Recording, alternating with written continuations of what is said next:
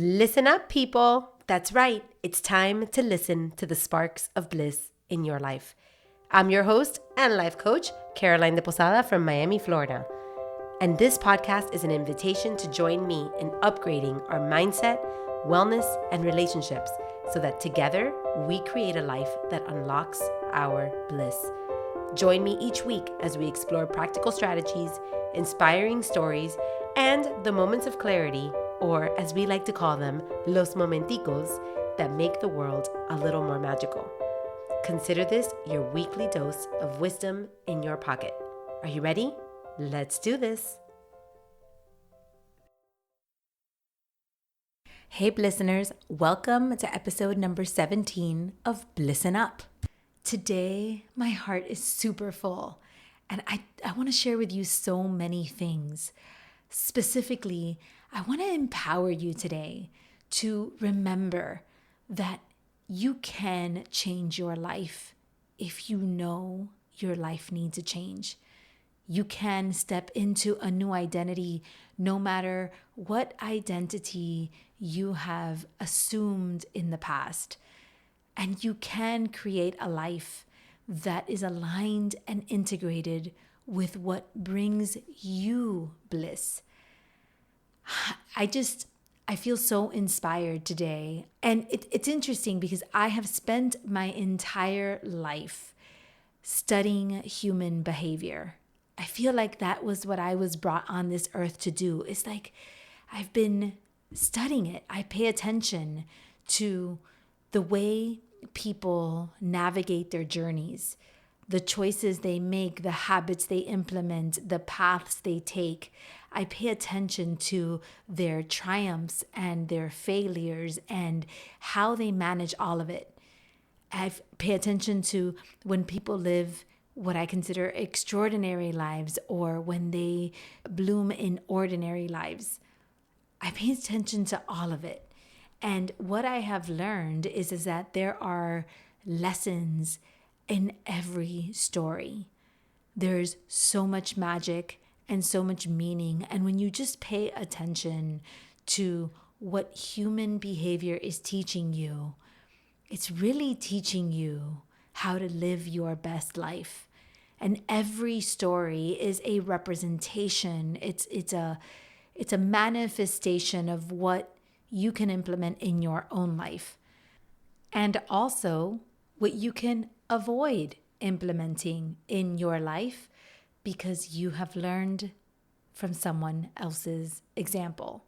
You've learned from someone else's story. So anyway, back to the reason I feel so inspired today.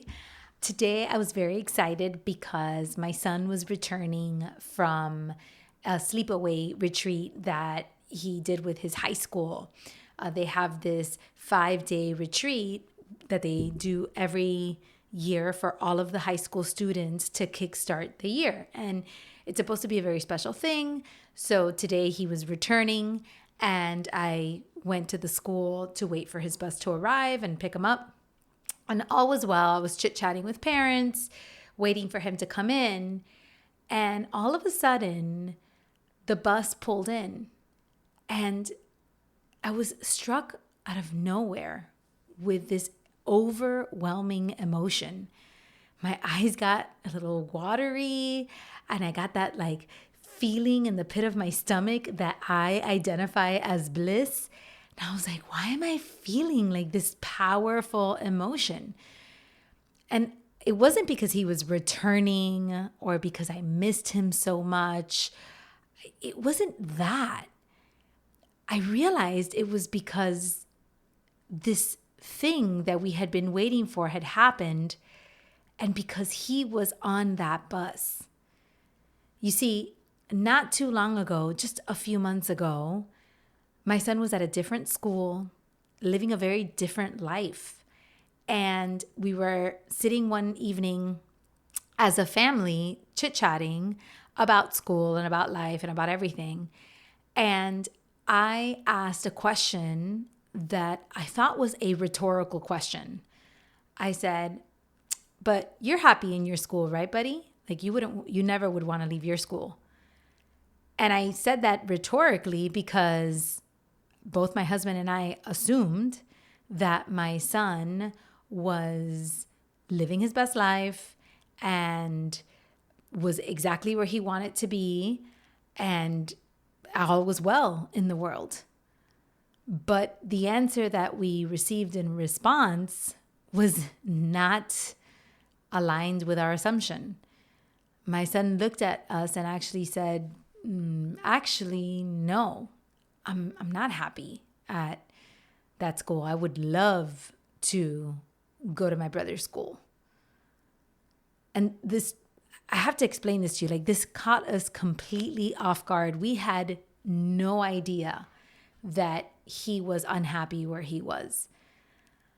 And I guess in hindsight, if I was paying attention, like really paying attention, I think that there were signs. I think there were clues.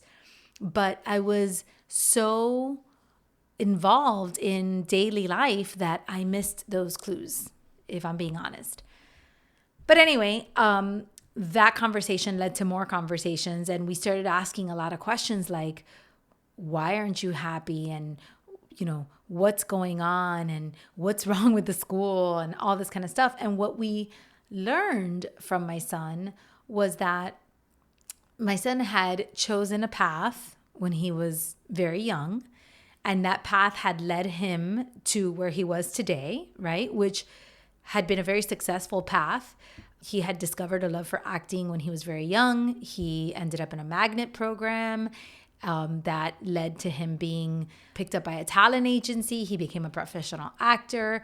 He had a lot of success in his path, but had recently started feeling like he was wanting more. He was wanting actually just a regular high school experience. He wanted extracurricular activities that were not just limited to acting. He wanted to play sports. He wanted to have just a normal high school experience. And he'd been so tunneled into this one particular area of his life that there was no space or room for anything other than that. And that was actually making him feel very unhappy. Now, it took me asking this question for him to tell me that. He had never said that to me before. So my next logical question was like, why have you been holding this in? Why wouldn't you have shared this with us before? And basically his response was, well, I made a choice and I felt like I had to honor that choice. Like I had to, stick with it. That was my decision and I had to follow it. And I can't help but think about all of us and how we get stuck in these self-imposed prisons in our lives. We study something and get a degree, and then we feel that we are stuck doing that thing for the rest of our lives. Or we feel that we are stuck in a geographical location or at a job or in our circumstances just because of how we were brought up or our environment or our finances or our anything. It's like we build these lives and then like we're free, but we create little prison bars around ourselves and we feel that we are imprisoned by our own choices. So I looked at my son and I realized that that's exactly what had happened to him. And it broke my heart. I was like, I cannot believe that you feel like you're stuck. So the first thing that we did was tell him, hey, let's start exploring other options. Let's see what else is out there. And we immediately began the process, which led him to his brother's school. He toured it. He saw what it was all about. He realized all the opportunities he was going to have there. And he ultimately made the very difficult decision to leave where he was at for this school. And something that was also fascinating to me was he wasn't leaving a bad situation to go to a good situation. He was leaving a good situation to go to a better situation for him at that time. right? Sometimes we have two good options, and one option may seem like the better or more faster path to success, and still doesn't feel like the right option for you. So here my son was faced with these two paths, both good paths, and he had to choose the one that felt most aligned with where he was at the time and what he felt he needed. Like he had to follow his path, his bliss. And that's a hard thing to do for anyone. So I saw him do that, and I found that to be a very brave thing to do. But that wasn't all. You see, not only did he decide to switch schools and start a new school, but he also made a choice that really surprised us. He chose to start playing football. Now, you have to understand, my son has no experience with football, and he was starting as an older kid. So, in order for him to enter this sport, which is an aggressive sport, that there's training and it's a hard sport to go into, he had to literally decide that he was going to step into a new identity for himself. He was, had to like lock in and work out, and gain weight and get stronger and train and just get ready to do something that he had never done before. And I have to be honest with you, like I feel like it would have been so much easier for him to have chosen something different, like something that was easier. He could have gone to play, golf or tennis or a single man sport or something that didn't require the intensity and the training that a team sport like football required. But it's what he wanted to do. And he freaking went for it. And he has spent the entire summer training, lifting, just getting stronger, just stepping into this belief that he was an athlete, into the identity of an athlete.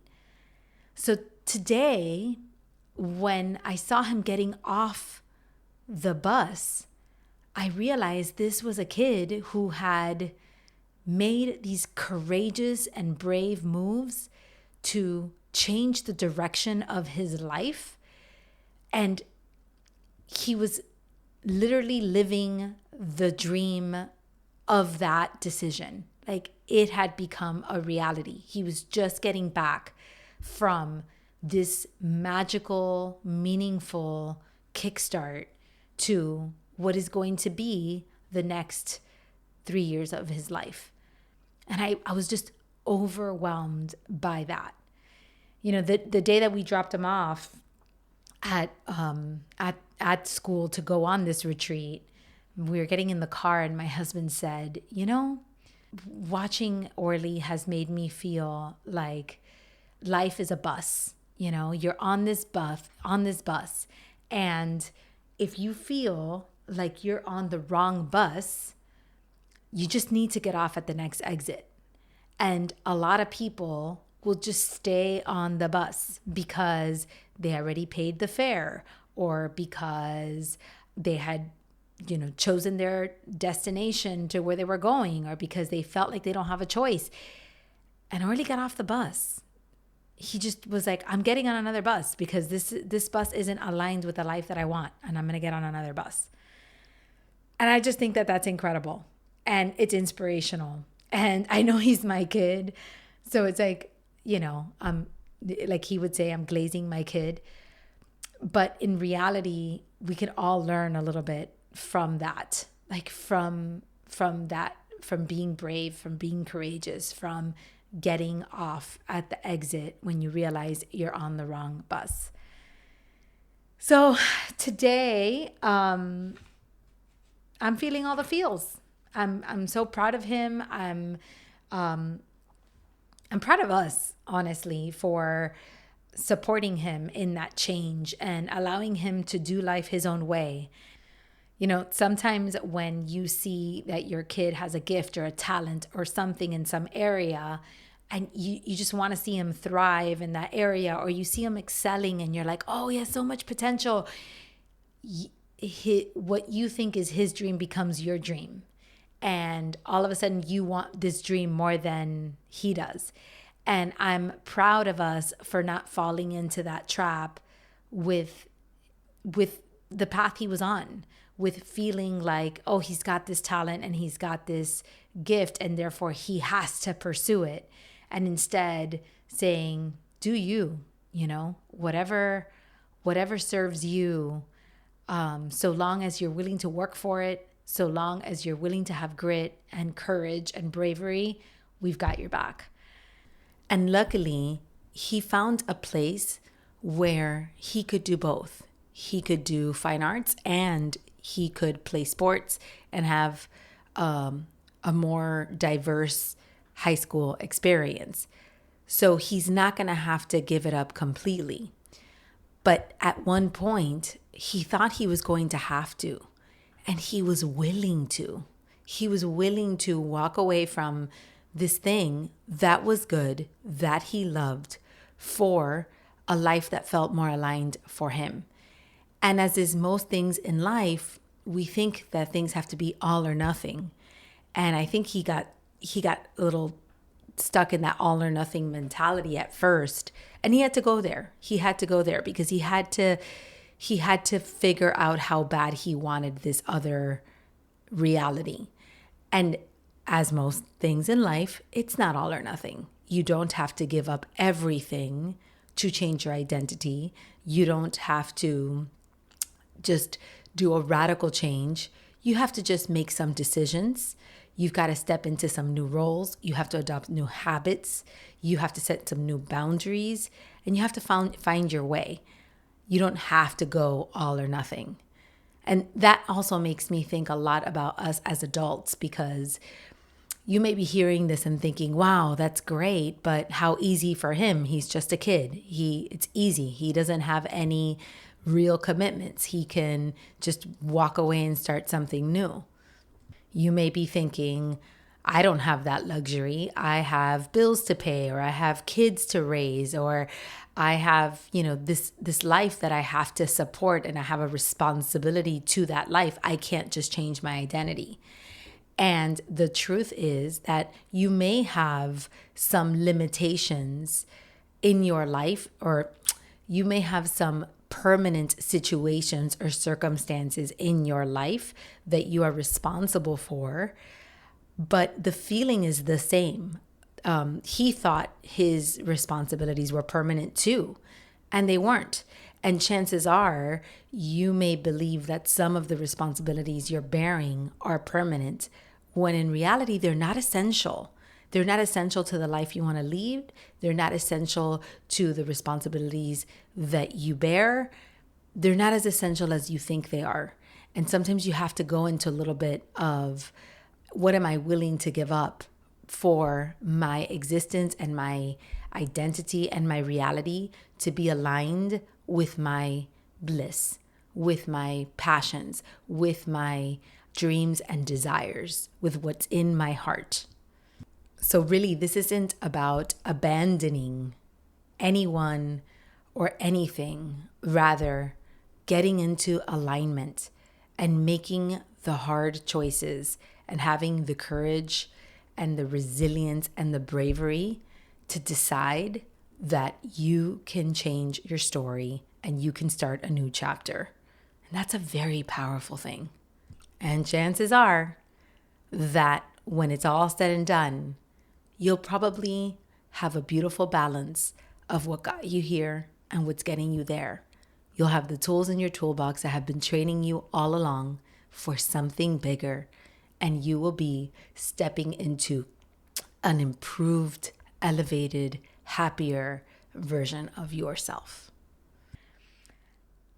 So, anyway, if you are feeling stuck, if you are feeling like you are on the wrong bus, I want you to remember you can get off at the next exit.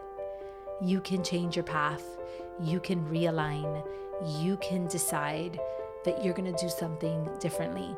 Even if you have no experience, even if you think you're too old, even if you think you are stuck in your choices because you picked your path and you got to suck it up and that's it. I don't think that's true, or I don't think that has to be your truth. I think you can choose to do things differently.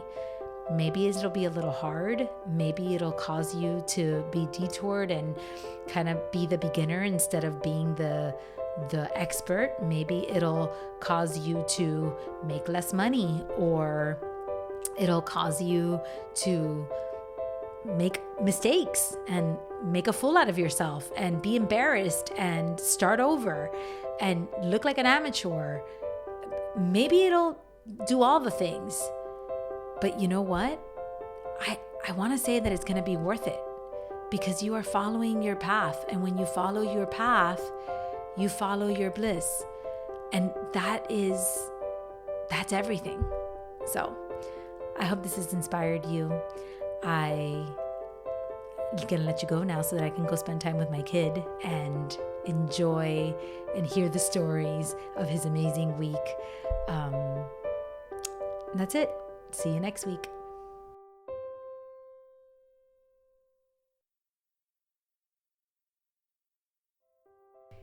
That's it for today's episode. Thanks so much for being here. I am deeply, deeply grateful for this time to connect.